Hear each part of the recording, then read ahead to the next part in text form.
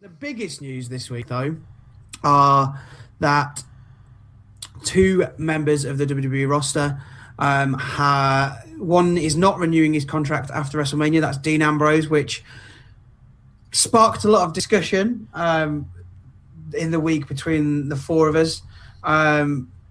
So he came out. I think was it somewhere? I can't remember what it was.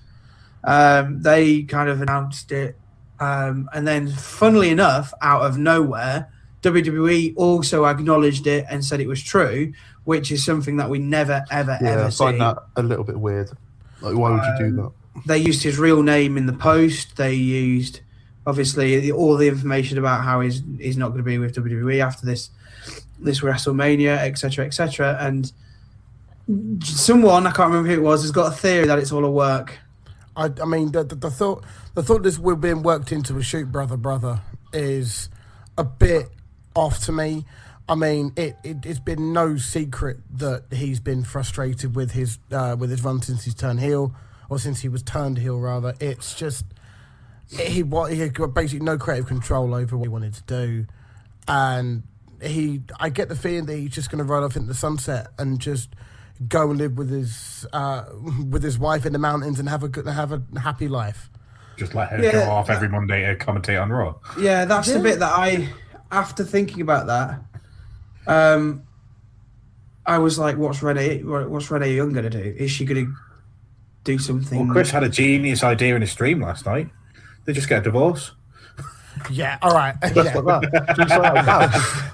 Well, I mean, it's that fixes that problem. It is also no. I mean, as much as Renee Young is very, very much respected in WWE circles and working within them, she wasn't she didn't grow up that much of a wrestling fan. She sort of fell into the gig at WWE, and her route is sports commentating and sports journalism and things like that.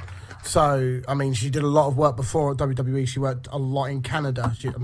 Forgive me, I have very little knowledge of Canadian TV. I am English. That's not something that I know that much about, but she did a lot of stuff in Canada. That's not a quote for the episode. Renee Young did a lot of stuff in Canada. So what you're saying is she was an ice hockey commentator then? No, I mean, she did all sorts of. Apparently, she was an enforcer in ice hockey. So there you go. I don't know fuck all about ice hockey. She'll be the face effectively. Yeah. That's the one that starts a fight. Roy Keane on you ice. don't know there's nothing else happening. Full bar Stuart. Yes, Roy Keane on ice. No, I mean it's. So I mean, it was also rumoured that she was wanted by ESPN as well. So I can see her just leaving and going to do that, or staying on. I mean, she's got another year left apparently. There's no reason why she couldn't stay on. I don't think. Yeah, I don't. I mean, it's clear that they've not left the Dean Ambrose isn't leaving on bad terms. He just says, "Look, I'm done." You know, I don't want to. He was offered numerous pay rises and whatever he wanted, and he said, "No, I'm going to walk away." And it looks like it's on good terms, which is very important. It's the first future endeavours thing I've ever seen where they said, "And we hope he returns to the WWE in the future." Yeah, it's the first time I've ever seen that. I think this is why people think it's a work, because they don't. I think the only person they've ever done it before where they've pre-announced it is Kevin Nash. I think in the past, that's the only other person they pre-announced someone's contract's expiring. And it'd be a shoot, not a work. So yeah, at that time. So I think that's why people think it's a work. I don't think it's a work. But if it is a work, it's an absolute masterstroke. But I don't think it is. I have to wait and see. It's a shame. Is it a masterstroke though? Because you can't have Dean wrestle at Mania, and if you do it has to be in the Andre the Battle Royale. Because otherwise, if he's in any form of match and they've said that he's going to lose, he's going to leave the following day, and he wins, people are just going to go, "This is just fucking ridiculous. You've literally just done this for a swerve. Why should we trust anything you ever say ever again?" The other part of the story was that he's being booked out very quickly. Booked out of storylines very quickly. So yeah, he's not really in one at the moment, is he? To be honest, no, he's finished up with Seth. When we talk about Raw a bit later on, he didn't really do much with Seth. He kind of did a little bit of a promo, but he got hit by a woman and then left the ring. So there's no like ongoing storyline. You can't have a Nia versus Dean match. That was his best promo he's done since he's turned heel. No, really. Just before the whole thing with Triple H and things like that was probably his best promo since he's turned heel. Because, I mean, what are they going to do? Sack him? I mean, it's no biggie. It honestly is a shame. Because when it was the Shield, when the first Shield were first together, everyone, or I personally thought Dean was in charge. Dean was, quote unquote, the leader. It was very apparent that Dean was the forefront of that group. But he was the singles champion, therefore he was the leader. Yeah, exactly. And you've seen the careers that Seth and Roman have had, and Dean's always been the one sort of been a bit left behind.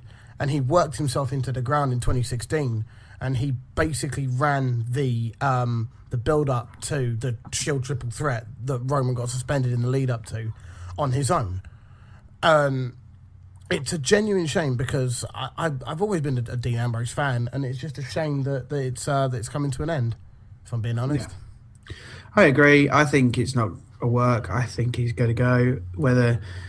Obviously, when people heard this, the first thing people jumped to conclusions was AEW. That stupid fucking Cody gif with the ear cupping thing. They're doing it all the time. Fucking head in that stupid wanky gif. That anytime there's anything quote XYZ superstar isn't happy, and you see that stupid gif where you got Cody with his ear with sort of ear cup. Yeah, it's from the opening of Being in the Elite. It's like, not even then. It's when someone loses a match. Yeah, that gif. It's like, oh, I can't be asked. Can't be asked. But I don't know. We'll see what happens. I honestly can't see him going to another wrestling promotion. I think he's done. One more match in CZW. Go on, mate. Make it happen. One more massive death match. Go on, John. Make it happen. He just needs to come back to the UK and have a match with Jimmy Havoc in a death match, and then ride off into the suns. Yeah, ride off into the sunset with his forehead hanging open because it's been cut open so badly, and Yeah, I did love Jimmy Havoc's tweet. What bring me John Moxley? I love that. That was quality. Yeah, go on, Jimbo. The other news this week is that Hideo Itami, or Kenta, has been granted his release from WWE. This is a massive shame. I think WWE have completely, not just WWE, but they've completely ruined Hideo Itami.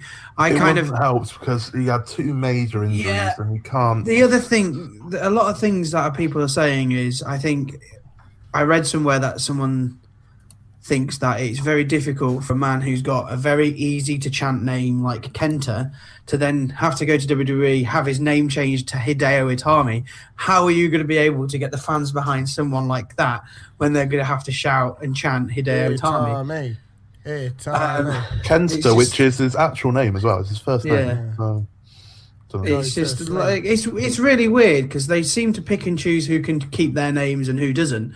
Like War Raiders used to be War Machine. They made them change their last name. Before called War Machine, I think. It also depends on how big they are in the league. It depends on. I mean, AJ Styles got to keep his name because he's well known. He got to keep everything. He got to keep all of his imagery because I watched the Bullet Club. He owned the difference is he owned the rights to it, whereas other wrestlers go to other promotions and sell the rights to their name and their merch to the other promotions. That's basically how they make the decision. If the wrestler owns it himself, he can go to WWE and say, "Well, let's license. I'll give you a license to print stuff with my name on it.